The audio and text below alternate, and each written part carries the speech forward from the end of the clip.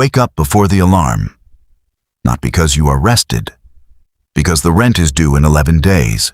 Your phone is already beside your face. A notification waits on the screen. Account balance: 47,300 naira. Your salary arrived 12 days ago. 450,000 naira. And somehow, most of it is already gone. Rent, electricity, food, transport, data, debt repayment.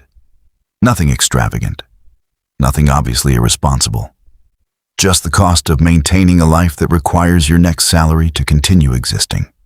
You get out of bed. You go to work.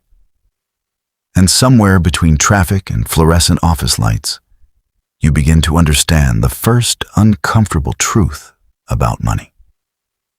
You are not only spending money, you are spending time. Your 8-hour workday is not really 8 hours. There is the commute, the preparation, the recovery, the mental space occupied by work even after you leave it. You are exchanging pieces of your life for income. And for a while, that seems normal, because everyone around you is doing the same thing. Then one month, something changes. You look at your expenses instead of avoiding them. Your income is 450,000 naira. Your essential expenses are roughly 320,000 naira. That leaves 130,000 naira. Not enough to feel rich, but enough to begin. You create an emergency fund, 100,000 naira, then 250,000 naira, then 500,000 naira. The numbers are small compared with the life you imagine, but psychologically, something enormous is happening. You are building distance between yourself and desperation, because savings are not just money sitting in an account. They are stored choices. 500,000 naira means a broken car does not automatically become a crisis. It means a delayed salary does not immediately become panic. It means you can survive a few months without selling your future. And eventually, you begin investing. 100,000 naira goes into diversified investments every month. Then 150,000 naira. Then 200,000 naira. You stop asking only, how much can I earn? You start asking a more important question. How much of my life does my money control? You learn about compounding. At an assumed long-term annual return of 10%, consistent investing can become surprisingly powerful. 200,000 naira invested every month for 10 years could grow to roughly 41 million naira. Not guaranteed, not overnight, but through something much less exciting than speculation. Time.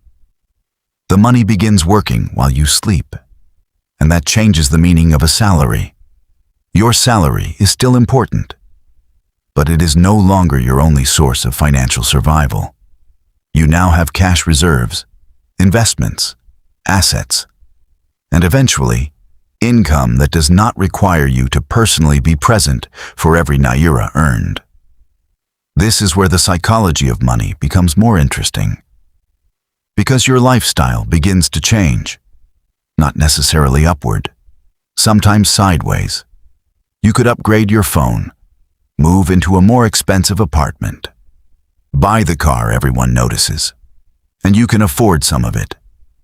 But you begin to see the hidden price.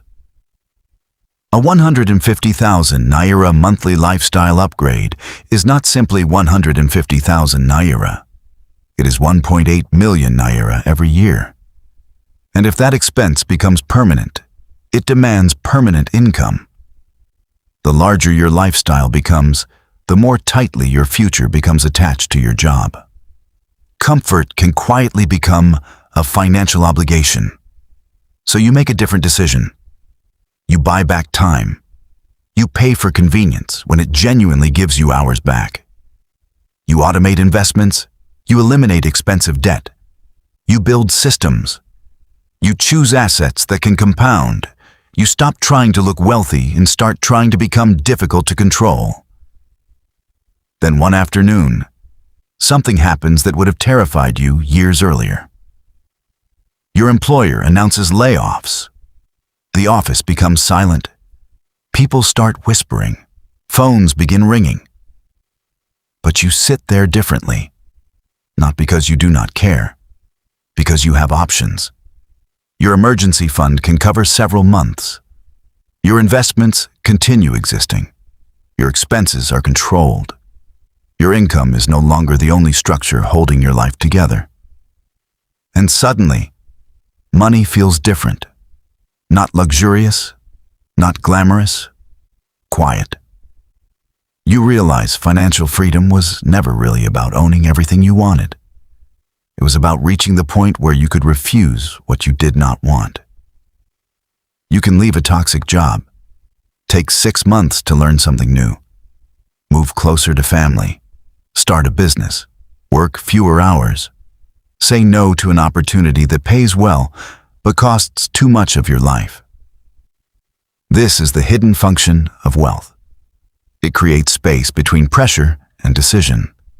And the more assets you build, the more of that space you can create.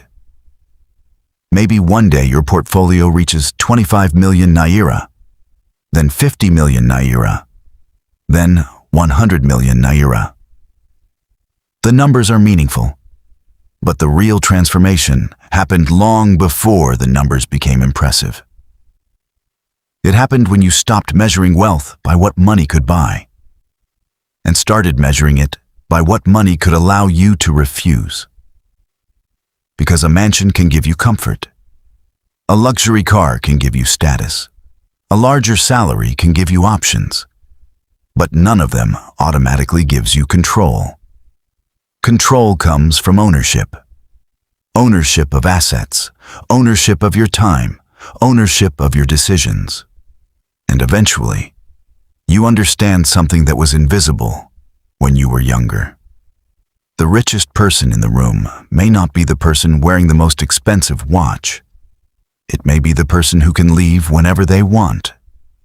The person whose Monday morning is a choice. The person whose income does not require every hour of their life.